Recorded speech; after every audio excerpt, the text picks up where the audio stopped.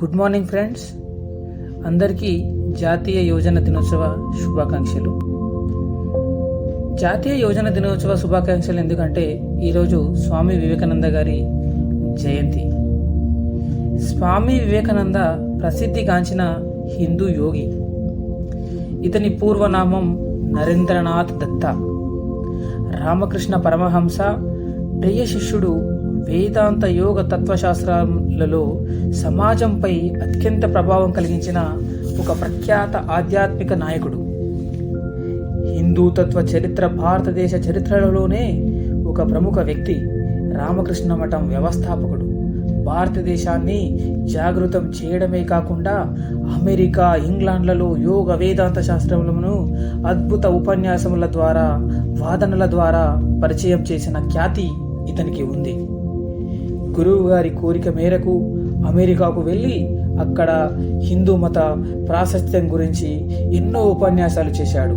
భారతదేశాన్ని ప్రేమించి భారతదేశం మళ్ళీ తన ప్రాచీన ఔన్నత్యాన్ని పొందాలని ఆశించిన వారిలో ముఖ్యులు స్వామి వివేకానంద. వివేకానందుని వాగ్దాటికి ముగ్ధులైన అమెరికన్ ప్రజానికం అతనికి బ్రహ్మరథం పట్టింది. ఎంతో మంది అతనికి శిష్యులయ్యారు కూడా. పాశ్చాత్య దేశాలలో అడుగుపెట్టిన మొదటి హిందూ సన్యాసి స్వామి వివేకానంద గారే అని గొప్పగా చెప్పవచ్చు. తూర్పు దేశాల తత్వమును చికాగోలో జరిగిన ప్రపంచ మత జాతర అనగా పార్లమెంట్ ఆఫ్ వరల్డ్ రిలీజియన్స్ నందు 1893లో ప్రవేశపెట్టారు. అక్కడే చికాగోలోను అమెరికాలోని ఇతర ప్రాంతాలలోనూ ప్రజల అభిమానాన్ని చూరగొన్నారు.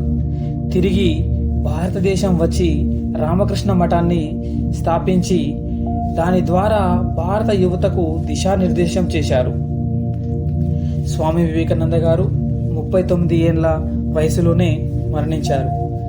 ఆయన చేసిన సేవలకు గుర్తింపుగా భారత ప్రభుత్వం స్వామి వివేకానందుని జయంతిని జాతీయ యువజన దినోత్సవంగా 1984లో ప్రకటించడం జరిగింది.